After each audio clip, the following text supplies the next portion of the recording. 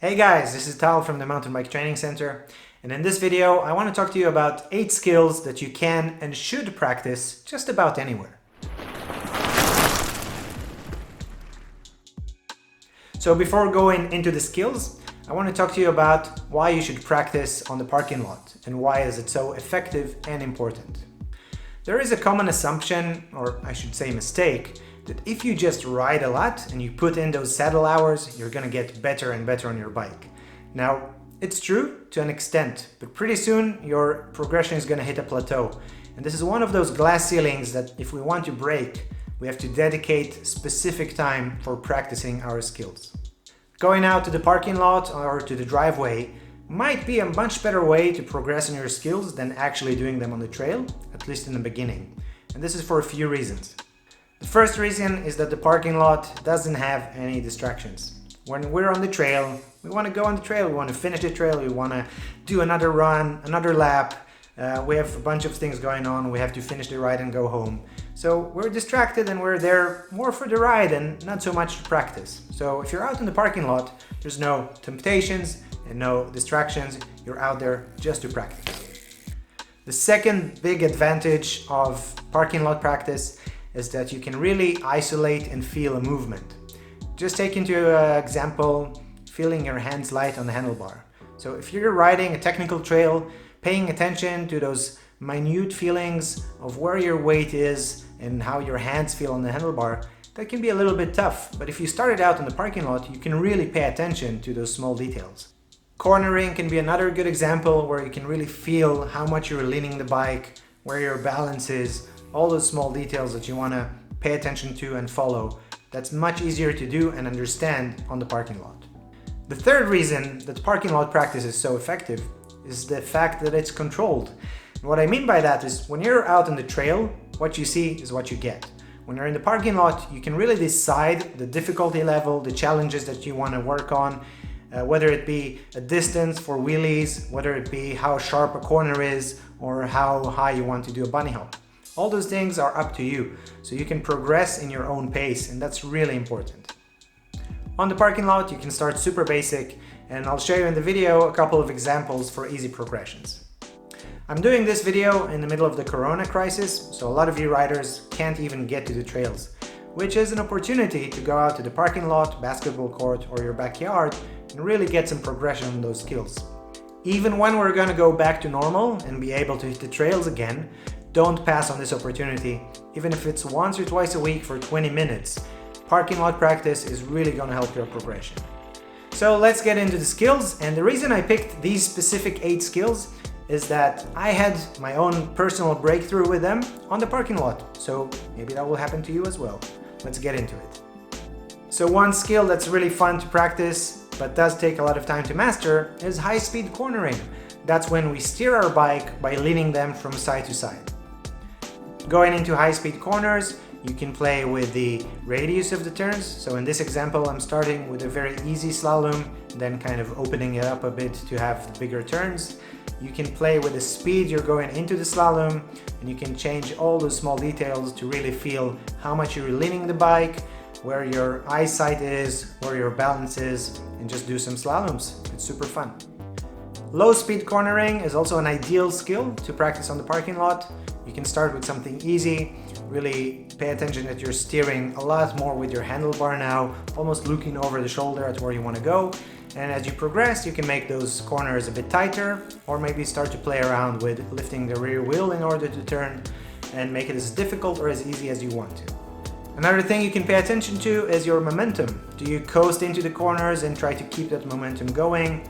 Are you going to use the ratchet or maybe just a continuously slow pedal? And pay attention to keeping that momentum and your balance as you go along. Another great skill to practice and a close relative for the low speed cornering is the rock dodge. That's when we're going to get our front wheel over one side of the obstacle and our rear wheel over the other. A good progression here will just start with something very small, so one cone. And once you feel comfortable with that, you can just make your obstacle bigger or wider. So I'm going up to 4 cones. That means I need to do a bigger steering movement, and it will challenge my balance a bit more.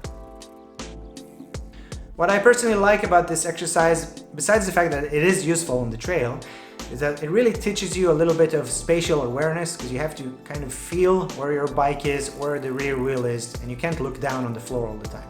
So it really helps you with understanding where your bike is on the trail. Staying with some low speed skills, which are very useful on technical terrain, let's talk about the track stand. The ability to go super slow or even to come to a complete stop without getting off the bike can be really useful. For example, if you want to assess a bit of the trail before continuing. So a track stand is something that you can practice really anywhere, you don't need a lot of space. In this example, I just took a circle on the basketball court and stayed within it, whether it being standing completely still, playing with the balance of the bike, or just doing these very small circles inside it. A simple self-assessment for track stands is just to see how much time you can stay in the box or in a complete standstill. Alright, so now let's talk about some wheel lifts, and a good start will be the wheelie. Maybe not always something that seems the most practical on the trail, but worth the time to practice. For me, struggling with wheelies and manuals, it's just a lot of satisfaction to get it going, and also it teaches you a lot about balance, brake control, putting some power into the pedals, your position on the bike. It just gives you that extra dimension of control over the bike, even if you're not going to use it all the time on the trail. A couple of important safety tips on the wheelies and manuals is always to cover your rear brake. So if you have to shut it down, you just tap the rear brake, the front wheel is going to go back down, and also ride flat pedals so you can easily jump off the bike to the back.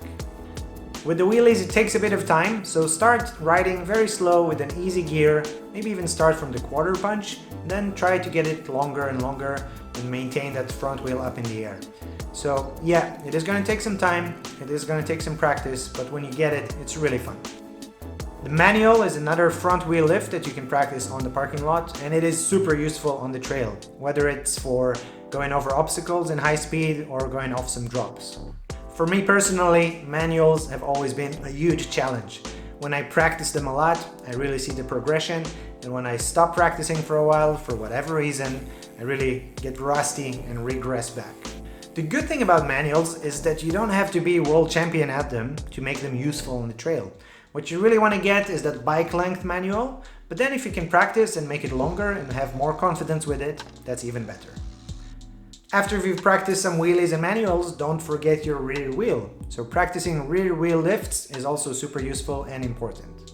Controlling the rear wheel will help you on jumps, on bunny hops, on pivoting on the front wheel, on getting up and over obstacles. You will use it all the time once you get that movement in your system. Now this is really important. One thing you should totally avoid is using the front brake in order to get the rear wheel up. If you overdo that, you're going to go over the bar. Getting into the rear wheel lift, you want to start with two basic moves, which are stomping the bike, a quick preload into your suspension, and right after that, clawing or scooping the pedals backwards and upwards. This is another one of those skills that I really recommend practicing on flat pedals to get all that movement going. But if you do practice on flat pedals, I also quite recommend using some shin guards. If you already got the manual going and a little bit of the rear wheel lift going, now you can try some bunny hops. The bunny hop is slightly complicated to start with, and it does take a lot of practice. The basic will be stomping the bike, getting that manual front wheel lift, and while the front wheel is still up there, trying to scoop the rear wheel up into the air.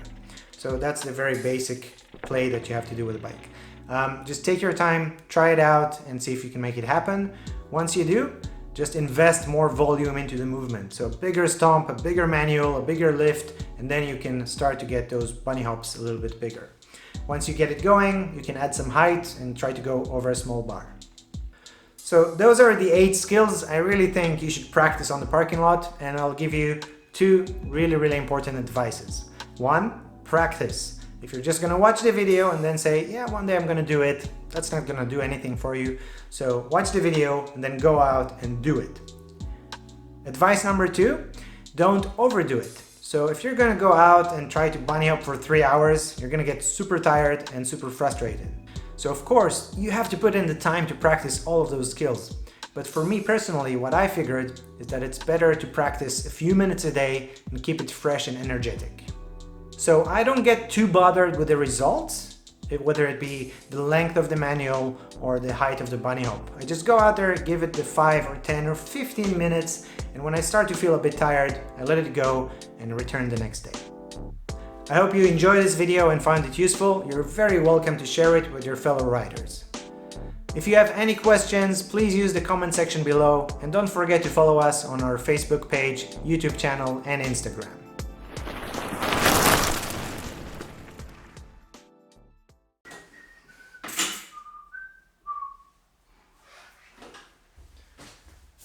That's it. Why are you still here? Go out and practice.